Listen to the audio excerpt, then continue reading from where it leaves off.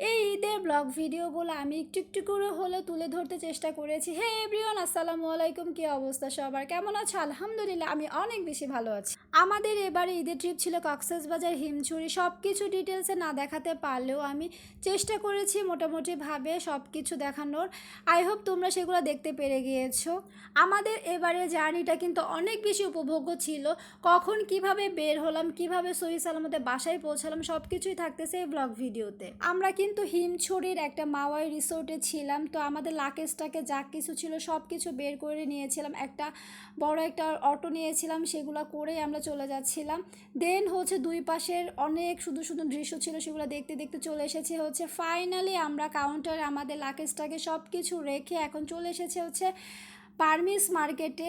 Guys, তোমরা দেখতে পেরেছো বার্মিস মার্কেটে এত সুন্দর সুন্দর জিনিস। তোমরা একবার হলো এখানে আসবা, যারাই কক্সবাজারে আসবা বার্মিস মার্কেট অবশ্যই পরিদর্শন করবা যে কত সুন্দর সুন্দর জিনিসপত্র রয়েছে আর রিজনেবল প্রাইসে সব কিছু রয়েছে। এখানে রয়েছে আচার, চকলেটস থেকে শুরু করে ড্রেস, অনেক জিনিস, পুঁতি পাথরের যে মালাগুলা, যে সুন্দর সুন্দর ইউনিক মালাগুলো রয়েছে, যে গহনা কসমেটিক্স, যেগুলো দেখলে তোমাদের মনটা ভরে যাবে। এখানে হচ্ছে কিছু মারমাদের ড্রেস রয়েছিল, ব্যাগ রয়েছিল। এখান থেকে মাথা নষ্ট করার মতো কালেকশনগুলো ছিল। এখান থেকে আমি কিছু চকলেটস আর আচার নিয়ে নিলাম। ওরা হচ্ছে পাইকারিতে বিক্রি করে থাকে। আর দেখতে পারতেছো যে সুন্দর সুন্দর মারমাদের ড্রেসের সাথে প্লাজোগুলোও রয়েছিল। আমার যা যা পছন্দ হইতেছিল আমি শুধু নিয়ে নিতেছিলাম আর দেরি করি না। আর যে কী পরিমাণ সুন্দর সুন্দর পাথরের মালা ছিল, ওগুলো আমার যা যা পছন্দ হইতেছিল আমি নিয়ে নিতেছিলাম। তো যারাই আসবা তারা অবশ্যই এখান থেকে জিনিসপত্র কেনাকাটা করবা, কারণ এখান থেকে অনেক রিজনেবলের মধ্যে অনেক সুন্দর সুন্দর ভালো ভালো জিনিস রয়েছে। তো কক্সবাজার এসে শুটকি নিব না তা তো হয় না, তো চলে এসেছে শুটকির দোকানে। আমার পছন্দ অনুযায়ী শুটকিগুলো নিয়ে নিতেছি। আর এটা ছিল আমার লাস্ট সময়ে কেনাকাটা করা।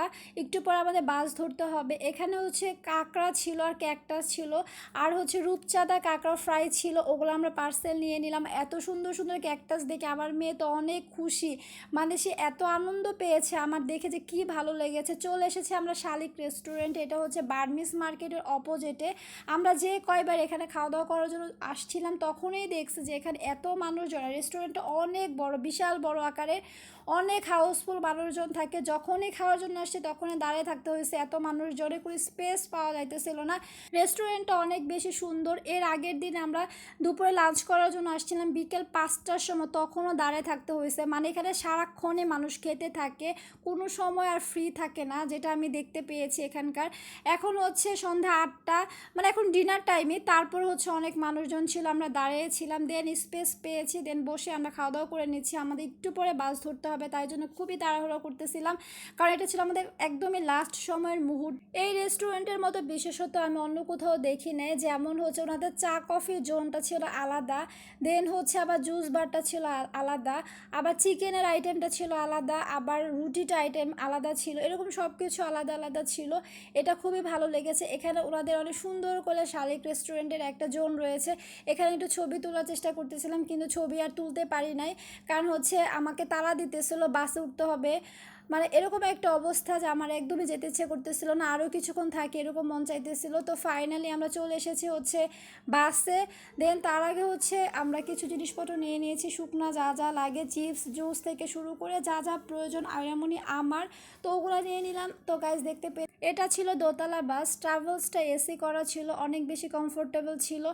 একদম শুয়ে শুয়ে যাওয়া যাবে, কম্বল টম্বল সব কিছু দিয়ে দিয়েছে। আয়রামনি তো একদম শুয়ে পড়েছে, একদম মেয়েটা আমার টায়ার্ড হয়ে গেছে, সারাদিন ঘোরাঘুরি, মানে এতটা দিন ধরে আমরা ঘুরতেছি, মানে আমাদের অবস্থাকে চেহারা একদম পুরো কালো কুচকুচো হয়ে গেছে। মানে রোদ টোদ কোনো কিছু মানি না, যে পরিমাণ আমরা ঘোরাঘুরি করেছি, রোদ বৃষ্টি কোনো কিছু মানি না, বৃষ্টিতেও ভিজেছি, রৌদ্রের তাপে মানে পুড়ে গিয়েছে, এরকম অবস্থা আমাদের।